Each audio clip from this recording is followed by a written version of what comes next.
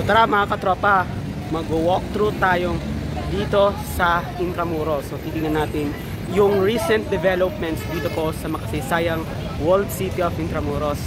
Tara mga katropa. Yung na-try ko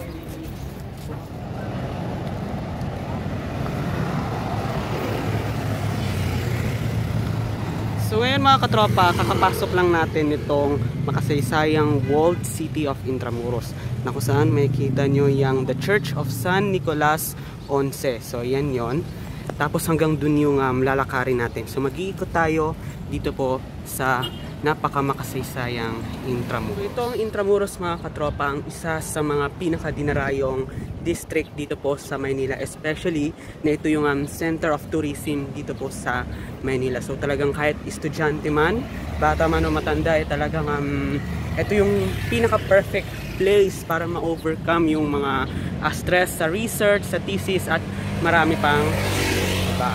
So tara. Tapos ito naman mga katropa, ang pamantasan ng lungsod ng Maynila dito po sa Intramuros. So ngayon mga katropa, makikita nyo itong recent na development dito sa Intramuros, na kung saan makikita nyo ay inaayos itong bagong sidewalk dito po sa may harapan nitong PLL. So ayan, so naglalakad tayo dito mismo sa bagong sidewalk nitong Intramuros. So talagang para ka nang nasa old Philippines nung mga panahon ng Espanyol once na pumunta ka dito. So ayan, so makikita nyo talagang old century Filipino inspired itong street na ito. So itong ating dinadaanan. So talagang napakasarap dito guys na mag Instagram reels and also TikTok as well.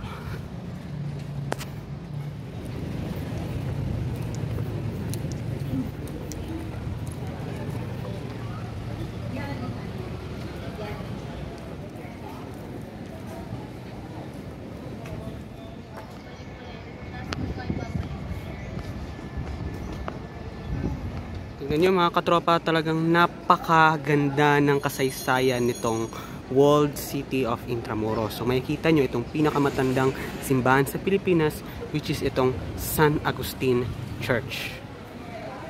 Tapos ito guys, makikita nyo itong Casa Manila, and then syempre itong makasaysayang San Agustin Church.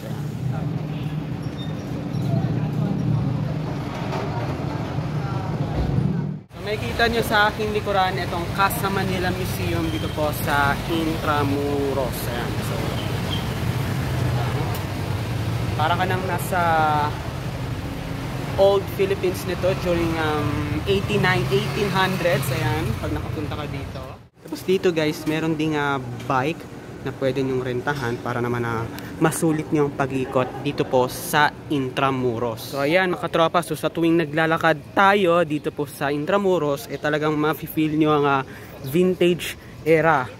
Plus ay marami talagang mga magagandang lugar dito sa Intramuros ang pwede nyong pasyalan. Lalong lalo na tayo ay talaga namang super na-enjoy natin itong bagong gawang sidewalk na talaga namang historic dito po sa Intramuros. Mula doon, so ito na yung progress nitong ginagawang vintage brick ba to? So itong mala vintage na sidewalk dito po sa Intramuros. So sa pagkakalam ko ay i-extend pa ata nila sa buong Intramuros ata ang i-cover nito, pero hindi ko lang sure kung ano.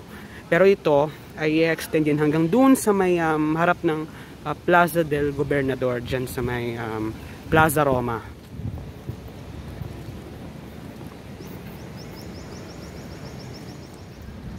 So ito na siya mga katropa. So ito na yung progress o yung ginagawang paglalagay nitong mga bricks na to na magiging sidewalk nito.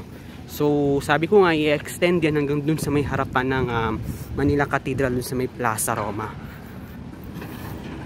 So ito na siya mga katropa. Ongoing na yung kanyang progress as of February 2024. Ayan. So ayan siya.